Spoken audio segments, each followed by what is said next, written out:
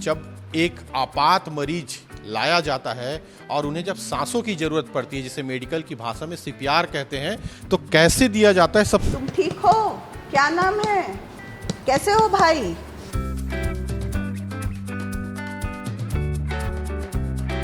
मरीजों में प्रयोग करने से पहले वो डमी में मैनिक्विन में करते हैं और उससे उनका कॉन्फिडेंस भी बढ़ता है।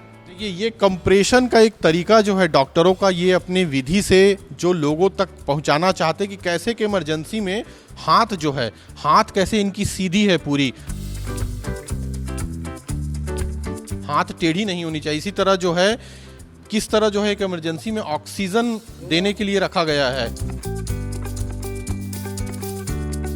एक स्थिति में जाके वो कैसे पलटेगा, ये एक बहुत ही रोचक साइंस है, विज्ञान है। देखिए यहाँ ये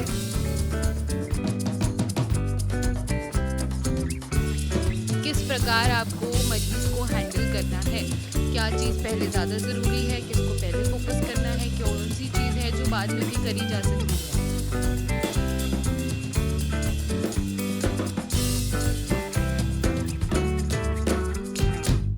छत्तीसगढ़ आयुर्विज्ञान संस्थान यानी शिम्स में जब एक आपात मरीज लाया जाता है और उन्हें जब सांसों की जरूरत पड़ती है, जिसे मेडिकल की भाषा में सीपीआर कहते हैं, तो कैसे दिया जाता है। सबसे पहले ये एक तस्वीर देख लीजिए। यहाँ डॉक्टर खड़े हैं और मरीज लेटा हुआ है। ये मरीज जो है वो प्रतीकात्मक एक पुतला है, जिसे जो है डॉक्टरों ने मैनिपुलेट कर रखा हुआ है और इन्हें जो है सांसें कैसे दी जाती है वो बताएंगे। सर ने एक प्रक्रिया आपने बताई थी, सर वो थोड़ा सा बताइए ना कि कैसे जो है जब एक इमरजेंसी आती है किसी मरीज पर, तो वो एक तरीका जो होता है डॉक्टर कैसे करते हैं उसे देखिएगा। ये जैसे मरीज बेहोश लेटा हुआ है, तो सबसे पहले इसको देखना है कि होश में है कि नहीं। उसके लिए उसके सामने जाके उसको थपथपाते हैं। तुम ठीक हो? क्या नाम है? कैसे हो भाई? देखते हैं कोई रिस्पांस नहीं मिला, सांस चल रही है कि नहीं। तो यदि यहाँ हाथ रखेंगे तो पता चलेगा कि इसके अंदर सांस आ रही जा रही है कि नहीं। यदि सांस नहीं है तो फिर हम पल्स देखते हैं, धड़कन देखते हैं, यहाँ पर कुछ आवाज़ है कि नहीं, कुछ समझ आ रहा है कि नहीं। यदि ये धड़कन भी नहीं मिली तो फिर हम कंप्रेशन शुरू करते हैं। शुरू करिए। देखिए, ये कंप्रेशन का एक तरीका जो है डॉक्टरों का, ये अपने विधि से जो लोगों तक पहुंचाना चाहते कि कैसे कि इमरजेंसी में हाथ जो है, हाथ कैसे इनकी सीधी है पूरी, हाथ टेढ़ी नहीं होनी चाहिए। इसी तरह जो है किस तरह जो है एक इमरजेंसी में ऑक्सीजन देने के लिए रखा गया है, इसी तरह जो है डॉक्टर बता रहे हैं। डॉक्टर ये इसमें देखिए दोनों हाथ की मुट्ठी बना के इसके पसली के ऊपर रखा गया है और इसके 15 बार ये देंगे और 2 बार सांस देंगे। ऐसे 5 साइकिल में करने से कई बार आश्चर्यजनक रूप से मरीज जो खासकर रोड साइड एक्सीडेंट है या कहीं कोई चोट की स्थिति है, उसमें कई लोगों को जीवन रक्षा के रूप में बाहर निकाला गया है। इसलिए ये न केवल डॉक्टरों को बल्कि मेडिकल छात्रों को, कॉलेज के छात्रों को, पुलिस को, आम जनता को, सबको ये प्रोसीजर आना चाहिए। अब हम धीरे धीरे प्रयास कर रहे हैं कि हम कॉलेज की स्थिति से बाहर निकलकर आम जनता को भी सीपीआर करना सिखाएं, ताकि रोड साइड या कहीं भी जो एक जीवन रक्षा की, कहीं छत से गिर जाने की स्थिति में, गाड़ी से गिर जाने की स्थिति में या कोई टक्कर हो जाने की स्थिति में सीपीआर के माध्यम से जीवन रक्षा की जा सके। देखिए, मैं एक ऐसे कृत्रिम लैब में खड़ा हूं जो बिलासपुर सिम्स मेडिकल कॉलेज का एक अहम अंग है। एनएमसी की गाइडलाइन यानी नेशनल मेडिकल काउंसिल की जो गाइडलाइन है, उसके तहत ये पूरी जो है लैब तैयार की गई है। अलग अलग तरह से प्रतीकात्मक मरीज रखे गए हैं बेड पर। डॉक्टर जो हैं अपने जो जूनियर डॉक्टर हैं उन्हें सिखाते हैं कि कैसे इलाज करना है, और ये भी जो है प्रतीकात्मक ही पुतला है जो रखे हुए हैं। और पीजी के डॉक्टर हैं यहाँ जिन्हें सिखाया जा रहा है कि कैसे जो है सीपीआर देना है जब इमरजेंसी आई। तब हम धीरे धीरे आगे बढ़ते चले जाएंगे और इस कृत्रिम लैब को समझने का प्रयास करेंगे। सबसे पहले हम मेडिसिन डिपार्टमेंट में आते हैं, जहाँ पर ये दवाइयाँ रखी हुई है, ये मेडिकल इक्विपमेंट रखे हुए हैं। मरीज आपके सामने हैं, ये हालांकि प्रतीकात्मक मरीज हैं जो सोए हुए हैं यहाँ तमाम तरह से, और इन पर ही प्रयोग करते हैं पहले जब इंसानी शरीर पर डॉक्टर किसी तरह का प्रयोग करते हैं। तो हम डीन हैं रमणेश मूर्ति जी, उनसे जानेंगे। सर, ये मेडिसिन डिपार्टमेंट की जो ट्रेनिंग है बच्चों को आपको कैसे देते हैं, किस तरह देते हैं सर? इसमें ये होता है कि जो एनएमसी द्वारा प्रिस्क्राइब गाइडलाइन है कि एक पीजी को उसके सेशन के या उसके करिकुलम के अंत में इतने 10 या 15 चीज़ें आना चाहिए उसको। ये जिसको बोलते हैं वेनफ्लॉन या जेल को, वो लगाना आना चाहिए। जो आईवी फ्लूइड देने के लिए उसको कैसे प्लेस करके वेंस में या शिराओं में डालना है। उसके अलावा उसे नाक से डालने वाले जो ट्यूब है उसको डालना आना चाहिए। उसके अलावा मुंह में जो ट्यूब डाली जाती है वो आना चाहिए। उसके बाद जो महिला या पुरुष मरीज हैं उनके यूरिनरी ब्लैडर में, उनके जो उसमें ब्लैडर में वो आपको ट्यूब डालना आना चाहिए। तो ये सब चीज़ है। ये इंसुलिन की सिरिंज है। इस प्रकार 10 या 15 हमने चुनाव कर रखे हैं जो उनके अलग अलग ज़रूरतों के हिसाब से उनको स्वयं आना चाहिए। हम ये मान के चलते हैं कि सिस्टर वार्ड में काम करती हैं, ऐसा नहीं है। अगर सिस्टर से नहीं हो पा रहा है तो डॉक्टर को डालना आना चाहिए। सर, एक तरीका आपने बताया था डिलीवरी के दौरान सबसे जो इमरजेंसी पार्ट होता है ज़िंदगी का किसी महिला का, तो थोड़ा सा आइएगा, आप सब भी बताइएगा कि कैसे जो है जिस तरह जो है एक डिलीवरी के लिए ये पूरा जो है गर्भाशय रखा हुआ है। देखिए आप, ये बच्चे भी हैं, शिशु भी हैं भीतर पेट के, और ये पूरा जो है गर्भाशय का एक स्ट्रक्चर जो है ये बताएंगे सर। गर्भाशय इतने छोटे से स्थिति से एक समोसा नुमा या एक समझ लीजिए एक थैली नुमा गर्भाशय होता है, जिसमें एक बीज के रूप में एक बीज के रूप में स्पर्म, शुक्राणु और जो अंडाणु हैं वो दोनों के संयोग से जो एक जाइगोट बनता है, दोनों के संयोग से वो इसके अंदर इस स्थिति में एक बीज से चालू होता है। 6वें 7वें दिन इम्प्लांट होके वो गर्भाशय के किसी भी स्थिति में जाके अपने आप को इम्प्लांट मतलब वो चिपक जाता है। अब उसे अगले 9 महीने वहीं चिपक के वहीं से अपना खाना पानी प्लेजेंटा के माध्यम से प्राप्त करना है। तो मैं आपको बर्थिंग मतलब जो लेबर की प्रोसेस है, प्रसव की जो पीड़ा है, जो उसके जो 3 स्टेजेस हैं वो बताता हूँ। वो बच्चा जो है नवजात गर्भाशय के अंदर किसी भी स्थिति में हो सकता है। तो उसकी प्रक्रिया में वो अपना एक पोजीशन लिए हुए है, अपना हाथ पैर को सिमट के लेटा हुआ है, पानी जो उसका लाइकर बोलते हैं उसके अंदर वो घूम रहा है। अब ये प्रक्रिया देखिए प्रारंभ करते हैं। यहाँ ध्यान दीजिएगा, ये वेजाइनल एरिया है जो मतलब जहाँ से बच्चे को जो बाहर आना है, पर ध्यान केंद्रित करिए। एक स्थिति में जाके वो कैसे पलटेगा, ये एक बहुत ही रोचक साइंस है, विज्ञान है। देखिए यहाँ ये पलट गया, इसको बर्थ कैनाल बोलते हैं, और यहाँ से ये पूरा बाहर आ गया। यह प्रक्रिया वापस तो नहीं होती, लेकिन समझाने के हिसाब से। अब देखिए फिर पलटेगा, उसको अगर वापस लाएंगे तो वो वापस पलट के वो। तो इस प्रकार हम बच्चों को विभिन्न पोजीशनों में, आप देखे होंगे कई बार बच्चा सिर से बाहर आता है, कई बार टांग से बाहर आता है, कई बार सिर्फ एक टांग आ जाता है, कई बार हाथ को बाहर कर देता है, कई बार वो टेढ़ा हो जाता है, कई बार इससे बाहर आता है, सिर इतना पीछे हो जाता है कि इससे प्रेजेंटेशन होता है। तो इसको हम प्रेजेंटेशन बोलते हैं कि वो अपने आप को कैसे प्रस्तुत कर रहा है डिलीवरी के पहले। तो ये बहुत एक अच्छा आपने जो है तरीका बताया जिसे हमारे दर्शक देख भी रहे हैं। धीरे धीरे हम आगे बढ़ते चले जा रहे हैं। आप होने के कारण या लेडी का पेल्विक जो ये पार्ट है छोटा होने के कारण उसका सिर नहीं निकलता, तो डॉक्टर लोग, पहले ये पद्धति बहुत प्रचलित थी, अब तो लगभग सीजर करके निकाल दिया जाता है, लेकिन अभी भी किन्हीं विशेष परिस्थितियों में ये देखिए ऐसा करके गायनेकोलॉजिस्ट बच्चे को धीरे से खींचती है। ये अपने मैडम बताइए वहाँ पर कैसे वो उसको एंगेज करेंगे। हाँ ये, हाँ उसी में लगा दो। ये दोनों उसके सिर की तरफ करके, हाँ, फिर इसको ऐसा पलटा के, हाँ, ये इसको फॉरसेप्स डिलीवरी बोलते हैं। फॉरसेप डिलीवरी, इसे ऐसा करके फिर ऐसा बाहर निकाला जाए। ये एक पेल्विस है, ये एरिया है जिसके बीच में से बच्चे को निकालना होता है।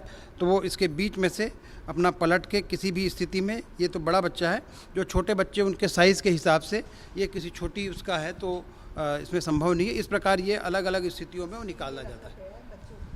छात्रों को सिखाने के लिए कि बच्चा ऐसे आके इधर ऐसे वैसे आके सीधा हो रहा है। कई बार बच्चा ऐसा टेढ़ा रहता है, कभी हाथ कभी पैर, कुछ नहीं तो प्लेजेंटा जिसे फूल बोलते हैं, फूल भी कभी सबसे पहले बाहर आ जाता है, जिसके कारण काफ़ी ब्लीडिंग होती है। देखिए ये एक माँ और बच्चे के जन्म की पूरी कहानी बता रहे हैं अपनी दृष्टि से जो डॉक्टर हैं। ये एक बेहतरीन समय होता है किसी माँ के लिए, उसके जीवन के लिए और जो है उसकी ज़िंदगी के लिए। तो ये गायनको डिपार्टमेंट की एक प्रक्रिया जो डॉक्टर आपको बता रहे हैं। धीरे धीरे हम जो है आँख, नाक, कान और पूरी जो सिस्टम है इस कृत्रिम लैब की उसे समझने की कोशिश करते हैं। सर ये एनटी है, ईएनटी डिपार्टमेंट है, इसमें नाक कान गला है, नाक कान गला ये तीनों का संगम है। इसमें यहाँ लैरिंग्स है, स्वर यंत्र है, वोकल कॉर्ड है जिससे हमें आवाज़ निकलती है तो उसके बीच से हवा निकलने पे। उसके बाद फिर ये कान का है, ये देखिए यहाँ पर ये बाह्य कान है, मध्य कान है, आंतरिक कान है जहाँ पर नर्व्स एंडिंग्स हैं। इसके कारण ही इस नर्व में चोट पहुँचने के कारण ही बहरेपन और ये सब की समस्या उत्पन्न होती है। तो ये पूरा ईएनटी का है। बच्चों को उसके बाद उनको सुनाई दे रहा है कि नहीं, उसके लिए ये हमने फिजिक्स में भी पढ़ा था, आपको याद होगा। तो ये सब चीज़ें, टंग डिप्रेसर है, ये नाना प्रकार के, ये इसको देखने के लिए मुंह में ये कांच लगा होता है, ऐसा देख के उसको आंतरिक संरचना देखने के काम आता है। और ये अगर कोई चीज़ वहाँ फंसी हुई है या कोई मान लीजिए सिक्का निकल गया या कोई ऐसी स्थिति बनती है बच्चों में, तो इसको अंदर भेज के फिर उसको पकड़ के, जैसे सिक्का है या कोई गुठली है या कोई बीज है, तो उसको ऐसे पकड़ के ऐसे निकाला जाता है। कुल मिलाकर देखिए ये ईएनटी यानी कान का हिस्सा है, और कान के हिस्से में जो चीज़ें होती है, नाक के हिस्से में जो चीज़ होती है, उसका पूरा जो एक प्रैक्टिकल है वो यहाँ उसकी एक थ्योरी जो है वो करवाई जाती है। अब ये आँख को लेकर के सर बता रहे हैं, देखिए ये आँख का एक पार्ट है जिसे लेंस कहते हैं शायद। ये सर क्या है ये बताइए थोड़ा। लेंस है, इसमें ये एंटीरियर चेंबर है, इसके दो चेंबर होते हैं आँख के। एंटीरियर चेंबर जहाँ लेंस और आइरिस और ये स्क्लेरा पार्ट है, और पीछे का पोस्टीरियर चेंबर जिसमें रेटिना और दूसरे एरिया और ये तंतु नर्व फाइबर वगैरह होते हैं। तो आपने देखा होगा उम्र बढ़ने के साथ हमारे आँखों का जो पावर बढ़ जाता है, जो चश्मा लगाने की बारी आती है, चाहे पास देखने की समस्या हो या दूर देखने की समस्या हो, तो ये लगा के इनको विभिन्न उनको दिखाया जाता है। और इसके बाद आँखों का भी ब्लड प्रेशर होता है, आपको बता दूँ, सिर्फ हार्ट का ही प्रेशर नहीं होता। इसे इस प्रकार आँख के ऊपर रख के दबाने से ये जो इतना डिविएट होता है, इससे टोनोमेट्री कहते हैं, जो एक प्रकार से आँख का ब्लड प्रेशर दिखाता है। तो ये भी बच्चों को, एमडीएमएस वालों को, एमबीबीएस वालों को सिखाया जाता है। और ये चार्ट है जिनमें जो कलर विभिन्न प्रकार के उनके आंतरिक वो हैं, ये इसके साथ मिला है किताब के साथ। कैटरैक्ट जो बोलते हैं, जो धुंधलापन आ जाता है, तो कैसे उसे निकाला जाता है ये इसका। और ये तो आप जानते ही हैं कि डॉक्टरों के पास रहता है, आँख वालों के पास ये है। तो ये देखिए सारे डिपार्टमेंटों का एक जो है प्रतीकात्मक जो दृश्य है वो तैयार किया गया है। हम कुछ पीजी के डॉक्टरों से, जो भावी डॉक्टर होंगे, उनसे भी जानने की कोशिश करते हैं, इसे लेकर उनका अनुभव क्या कहता है। थोड़ा सा आप यहाँ आ जाएंगे, बताएंगे कि आपने ये प्रैक्टिकल देखा, सीखा, क्या अनुभव मिलेगा आगे आपको। इससे हमेशा मदद ही मिलती है अगर आप पहले से तैयार रहते हैं किसी चीज़ के लिए। तो जब इमरजेंसी आती है आप घबराते नहीं हैं, आपको पता होता है कि किस प्रकार आपको मरीज़ को हैंडल करना है, क्या चीज़ पहले ज़्यादा ज़रूरी है, किसको पहले फोकस करना है, कौन सी चीज़ है जो बाद में भी करी जा सकती है। तो आपका स्पेशल, आप कौन से डिपार्टमेंट से हैं? मैं एनेस्थीसिया डिपार्टमेंट से हूँ। ठीक है, तो मतलब ये कि निश्चेतना विभाग जब मरीजों की इमरजेंसी आती है, उन्हें जो है बेहोश करने के लिए, एक तरह से हम जो शाब्दिक रूप से जो भाषा इस्तेमाल करते हैं, उसके लिए की नली में कोई तकलीफ है, मरीज सांस नहीं ले पा रहा है, तो उसको सांस की नली जब डालनी होती है तो वो निश्चेतना विभाग के अंदर। जी बिल्कुल, देखिए अपना अनुभव बता रहे हैं, निश्चेतना के भावी डॉक्टर हैं, साथ रहते हैं। आप बताइए आप कौन सी डिपार्टमेंट के हैं? और मैं एनेस्थेसिया डिपार्टमेंट में हूँ, सेकेंड ईयर में अभी पीजी हूँ। तो आप लोगों को ये कृत्रिम जो लैब है वहाँ से क्या सीखने को मिल रहा है? हम लोग ये पिछले साल से, मतलब ये लैब जब से हम लोग यहाँ हैं तब से हम इस लैब में रेगुलर आते हैं। और हमारे डिपार्टमेंट के द्वारा बीच बीच में हमारे जो टीचर्स के द्वारा हम लोग स्किल लैब के बारे में बताया जाता है, और यहाँ से हम लोग को ट्रेनिंग करते हैं, और फिर हम लोग पेशेंट के ऊपर इसका उपयोग और इस्तेमाल भी करते सर ने हमारे बताया कि इसकी उपयोगिता के बारे में, तो उसके इम्प्लीमेंटेशन के बारे में बताना चाहूँगा कि जैसे एनएमसी की गाइडलाइन में सारे क्लिनिकल सब्जेक्ट्स, क्लिनिकल और कुछ प्री क्लिनिकल सब्जेक्ट्स का भी कॉम्पिटेंसी दे दिया है कि मतलब किस डिसिप्लिन में कौन कौन सी चीज़ें सिखाई जानी है। तो उस अनुसार हम लोगों ने वो दीवार में पूरा उनका रोस्टर डिपार्टमेंट वाइज लगा के रखा है। तो जो स्टूडेंट्स के ग्रुप को उनके रिस्पेक्टिव डिपार्टमेंट के टीचर्स आते हैं तो अपने अपने डिपार्टमेंट की वो स्किल सिखाते हैं, और उसी का हमने रजिस्टर भी मेंटेन किया है, उससे उनकी उपस्थिति भी हम दर्ज करा लेते हैं। और हर विषय का जो स्किल है वो अलग अलग है।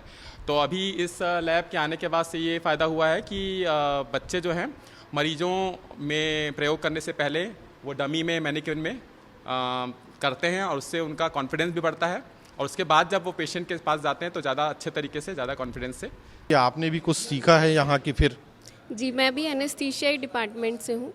जैसे हम तो यहाँ पे अभी एमडी की पढ़ाई कर रहे हैं, तो हम प्रैक्टिकल हॉस्पिटल जाके भी सीखते हैं, बट इस जो लैब से जो यूजी के बच्चे हैं, जो एमबीबीएस के बच्चे हैं, जो ज़्यादा हॉस्पिटल का उनका एक्सपोजर नहीं रहता, उनको भी हम बहुत अच्छे से यहाँ से सिखा सकते हैं। कुल मिलाकर के एक ऐसा मान ले क्या कि जैसे गाड़ी सीखने से पहले आदमी को आरटीओ जाना पड़ता है, प्रशिक्षित होना पड़ता है गाड़ी सड़क पर कैसे चले, तो अपन ये मान ले कि ये भी एक उसी तरह का लैब है कि जी बिल्कुल, ये उसी तरह का है। पहले हम यहाँ पे थोड़ा प्रैक्टिस करते हैं, पेशेंट के ऊपर करने से पहले यहाँ पे थोड़ा उनको सिखाया जाता है कि वहाँ पे जाके वो घबराए नहीं और उनको बेसिक स्किल आ जाए। चलिए हम चलते चलते और कुछ तस्वीरें आपको दिखाते हैं कि कैसे जो है एक पूरे कृत्रिम लैब में मरीजों को प्रतीकात्मक रखा गया है। लगातार डॉक्टर यहाँ इलाज करते हैं, सीखते हैं और इसी का इस्तेमाल जो है उन मरीजों पर होता है सिम्स मेडिकल कॉलेज में जो इलाज कराने आते हैं। सिम्स की क्षमता जो है ओपीडी की बताते चलें हर दिन 1500 की है, इसी तरह 700 से ज़्यादा मरीज जो है वो ओपीडी में आते हैं। तो कुल मिलाकर इसीलिए ये जो मेडिकल कॉलेज में एक सेटअप तैयार किया गया है कृत्रिम लैब का वो है। और देखिए ये पूरी जो है ये इंसानों के शरीर की संरचना है, हड्डी से जुड़ी हुई। रेडियो डायग्नोसिस जो है वो कैसे होता है उसके लिए ये पूरा जो है एक कह सकते हैं कि जो संरचना है हड्डियों की वो रखी गई है। और धीरे धीरे आगे तस्वीरों में आपको जो है कमर से लेकर आगे की जो चीज़ें हैं वो अपन दिखाते चलेंगे। तो ये देखिए ये रेडियो डायग्नोसिस विभाग में जो है ये हड्डियों का प्रैक्टिकल करने के लिए मरीजों के जब इमरजेंसी आए उस दौरान जो है डॉक्टरों के इस्तेमाल के लिए सब कुछ रखा हुआ है। पूरी तस्वीर आप दिखा दीजिए नीरज एक लाइन से कि कैसे जो है ये पूरी संरचनाएं यहाँ से लेकर आखिरी तक अंतिम तक जो है वो जो प्रतीकात्मक एक मरीज रखे हुए हैं यानी एक पुतला जो रखा हुआ है आधे शरीर का, वो अगर इस स्थिति में यदि कोई मनुष्य आए तो वो जो है किस तरह उसको ऑपरेट करेंगे डॉक्टर, ये पूरा सिस्टम ही इसीलिए तैयार किया गया है। तो कुल मिलाकर इस जो लैब का इस्तेमाल है, इस लैब का जो उपयोग है वो उन्हीं भावी डॉक्टरों को, मेडिकल कॉलेज के छात्रों को जो यहाँ पढ़ने आते हैं उनके लिए किया गया है। और इसका जो है एक बेहतर और सकारात्मक परिणाम भी सिम्स मेडिकल कॉलेज को मिल रहा है। कैमरा में नीरज देवांगन के साथ आशीष दुबे, विस्तार न्यूज़।